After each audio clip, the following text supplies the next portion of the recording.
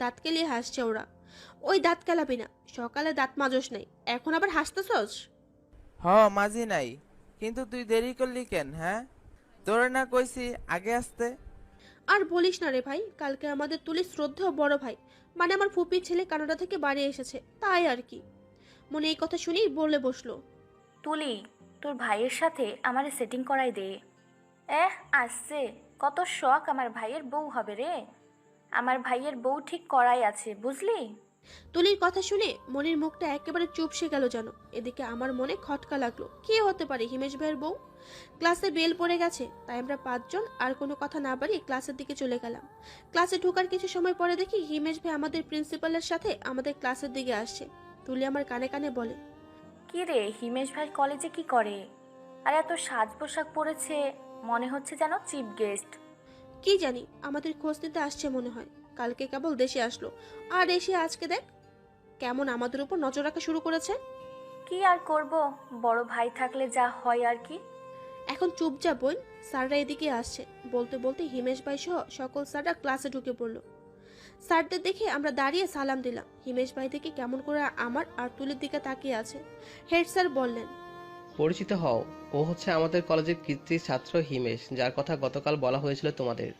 হিমেশ তোমাদের visiting lecturer. সপ্তাহে 2 দিন ও তোমাদের কেমিস্ট্রি ক্লাস নেবে। আমি আর তুলি একে অপরের দিকে তাকিয়ে বুঝলাম এবার আমরা ফেঁসে গেছি। পিছনে দেখি মুক্তা নামের এক মেয়ে তার বান্ধবীদেরকে বলছে, দোস্ত, কত জোস দেখ, এই নিউ লেকচারারকে পটাইতে হবে। তুলি মুখ ভেঙচে বলে, আহ, আইসে ন্যাকা ষষ্ঠী। বল রো, আর হয়ে গেল না কি? আমার ভাইয়ের জন্য একটা মিষ্টি মেয়ে ঠিক করাই আছে। তুই দিনের স্বপ্ন দেখ। বলে আমরা ক্লাসে মনোযোগ দিলাম। বিকেলে বাড়ি ফিরে দেখি ফুপির ননদের মেয়ে এসেছে। এই মেয়েকে আমার একদমই সহ্য হয় না, বেশি ঢং করে। এমনকি তুলি নিজেও দেখতে পারে না। ড্রয়িং রুমে বসে সবাই আড্ডা দিচ্ছি, তখন ঋতু এসে বলে, হিমেশ, চলো না তোমাদের গ্রামটা একটু ঘুরে আসি। ঢং দেখলে বাঁচে না মেয়ের। হিমেশ ভাই বললেন, তুলি, হেমাকে নিয়ে যাও, আমি ক্লান্ত। আজকে কলেজের স্যারদের সাথে অনেক জরুরি মিটিং ছিল। আর তুমি আমাকে হিমেশ ডাকো কেন? ভুলে যেও না, আমি তোমার সাথে 3 বছরের বড়। ঋতুর মুখটা দেখার মতো ছিল। হিমেশ ভাই উপরে যেতে যেতে বললেন, হেমা কুইক, আমার কফি দিয়ে যা, আমার মাথা ব্যথা করছে। আমি জানি এখন ঋতু চাইবে কফি করতে, আর হলো তাই। আমি কফি নিয়ে হিমেশ ভাই রুমের সামনে গিয়েছি, ঠিক তখনই ঋতু এসে বলে, হেমা, কফিটা আমাকে দাও, আমি হিমেশকে দিয়ে আসি। এই অধিকার শুধুই আমার। বলেই একরকম ছিনিয়ে নিল মগটা। আমার ভীষণ মন খারাপ হলো, যদিও আমি হিমেশ ভাইয়ের সামনে যেতে চাই না। কিন্তু ঋতু অধিকারের কথা তুলছে কেন? আমি কি হিমেশ ভাইয়ের লাভার নাকি? আশ্চর্য। এবার আবার মনে হলো তুলি বলা সকালে সেই কথা, যে হিমেশ ভাইয়ের জন্য মেয়ে ঠিক করা আছে। তবে কি ঋতুই সেই মেয়ে? তাহলে আমার কি হবে? আমি তো সেই কৈশোরের প্রথম যখন ভালো লাগা কি বুঝতে শিখেছি, তখন থেকেই হিমেশ ভাইকে ভালোবাসি। যদিও কখনো মুখ ফুটে বলতে পারিনি।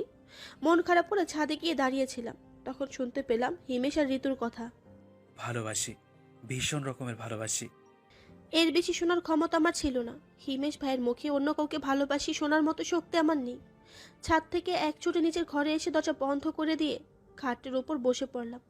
আমার কানে শুধু ভাসছে হিমেশ ভাইয়ের বলা ভালোবাসি কথাটা। কেন সহ্য করতে পারছি না আমি? পরিবারের বড় ছেলে সে, তারপরেই আমি। ছোটবেলায় যখন মা বকতো, তখন একমাত্র হিমেশ ভাই আমার কান্না থামাতে পারতো। আজকে আমার কান্না থামাবে? যখন থেকে বুঝতে শিখেছি, তখন থেকে হিমেশ ভাইয়ের প্রতি একটা ভিন্ন অনুভূতি কাজ করতো। পারিবারিক ভাই বোনের সম্পর্ক নষ্ট হবে ভেবে কখনো বলিনি ভালোবাসি। ডুকরে কেঁদে যাচ্ছি। ওয়াশরুমে গিয়ে ঝর্ণা ছেড়ে তার নিচে বসে চোখের জলের সাথে নিজের না পাওয়ার স্বপ্নগুলোকে আজ বিসর্জন দিচ্ছি। অনেক সময় ভেজার ফলে শরীরের চামড়া সাদা হয়ে গেছে। ওয়াশরুম থেকে বের হয়ে বিছানায় গা এলিয়ে দিলাম। এখন আমার একটু ঘুম প্রয়োজন। নতুন আরো একটা দিনের আগমন ঘটেছে। বদলে যাবে অনেক কিছুই, হয়তো নতুন কিছু সূচনায়। হিমেশ ঘুম থেকে উঠেই প্রতিদিনকার মতো